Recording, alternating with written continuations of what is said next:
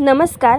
आजच्या व्हिडिओत आपण पाहणार आहोत की नंबर आपण युजरकडून इनपुट घेणार आहोत आणि तो पॉझिटिव्ह आहे का निगेटिव्ह आहे किंवा 0 आहे हे आपल्याला सांगायचं आहे. तर याच्या आधी आपण इफ एल्स कंडिशन शिकलेलो आहोत, त्याच्याच थ्रू आपण आज हा कोड करणार आहोत. तर सुरुवातीला जर आपल्याला एक नंबर चेक करायचा आहे तर तो आधी नंबर आपण डिक्लेअर करू, इंट नम असा डिक्लेअर केल्यानंतर आता तो आपल्याला युजरकडून इनपुट घ्यायचा आहे. तर प्रिंट एफ इथे अशी कमांड स्ट्रिंग आपण डिस्प्ले करायची आहे की एंटर नंबर.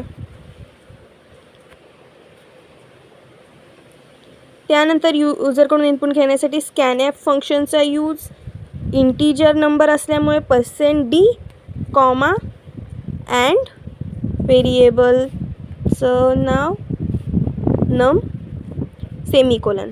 आता इनपुट घेतलेलं आहे आणि आता आपल्याला कंडिशन लावायची की पॉझिटिव्ह आहे, निगेटिव्ह आहे की 0 आहे. तर एखादा नंबर पॉझिटिव्ह केव्हा असतो? जेव्हा तो 0पेक्षा मोठा असतो, ग्रेटर दॅन 0 असेल तर आपण हीच कंडिशन लावूया. जर आपला जो नम आहे तो ग्रेटर दॅन 0 असेल तर प्रिंट करा पॉझिटिव्ह. ओके. जर आपला नंबर 0पेक्षा लहान असेल तर तो नंबर काय असेल? निगेटिव्ह असेल. तर हीच कंडिशन लावूया आपण. इफ नम इज लेस दॅन 0 असं असेल तर प्रिंट करूया निगेटिव्ह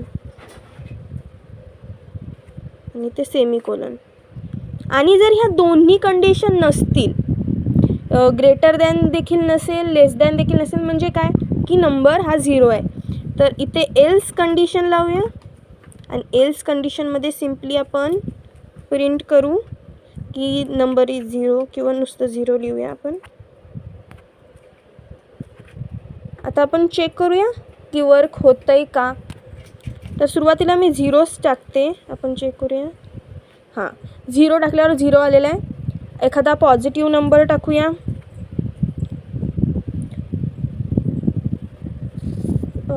इथे एल्स देखील रन होतं आहे